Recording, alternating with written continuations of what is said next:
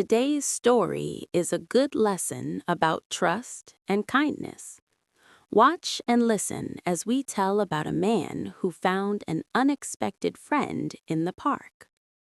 Norman Gortsby was sitting on a bench hidden behind the bushes in Hyde Park. It was a warm May evening. The sun had already set, and it was rather dark, but he could still make out the faces of the people who were walking past him and hear the sound of their voices. He was a philosopher and liked sitting in the park watching people whom he didn't know. While he was wondering who they were and where they were going, a young man came up to the bench, gave a quick look at him, and threw himself down by his side. The newcomer was well dressed and looked like a gentleman. His face was sad, and he sighed deeply. "You don't seem to be in a very good mood," said Norman. The young man was silent. He only looked at Norman again, and there was an expression in his eyes that Norman didn't like.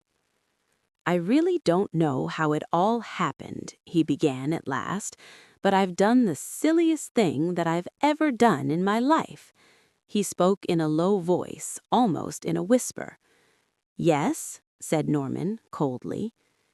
"I came to London this afternoon," the young man went on. "I had a meal at the hotel, sent a letter to my people giving them the address, and then went out to buy a piece of soap. They are supposed to give you soap at the hotel, but it's always so bad that I decided to buy some for myself. I bought it, had a drink at a bar, and looked at the shops. When I wanted to go back to the hotel, I suddenly realized that I didn't remember its name or even what street it was in.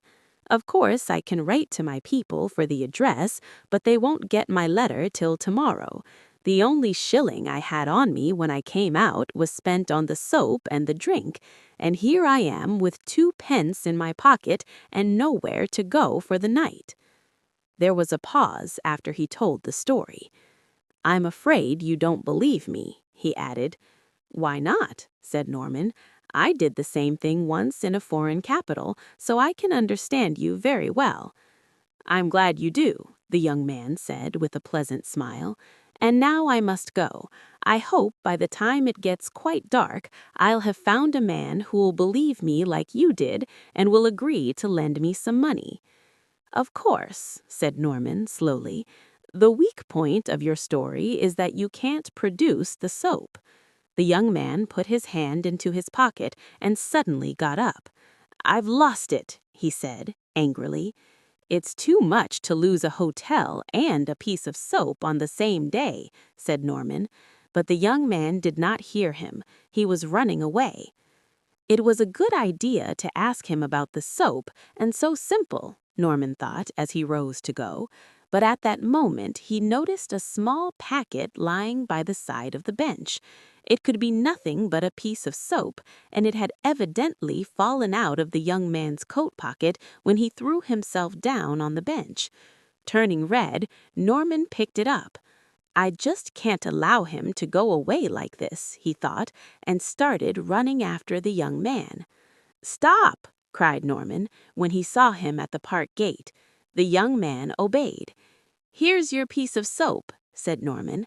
"I found it under the bench. Don't lose it again. It's been a good friend to you. And here's £1 if it can help you." "Thanks," said the young man, and quickly put the money into his pocket. "Here's my card with my address. You can return the money any day this week." The young man thanked him again and quickly went away. "It's a good lesson to me," Norman thought, and went back to the park. When he was passing the bench where the little drama had taken place, he saw an old gentleman looking for something. "Have you lost anything, sir?" asked Norman. "Yes, sir, a piece of soap,"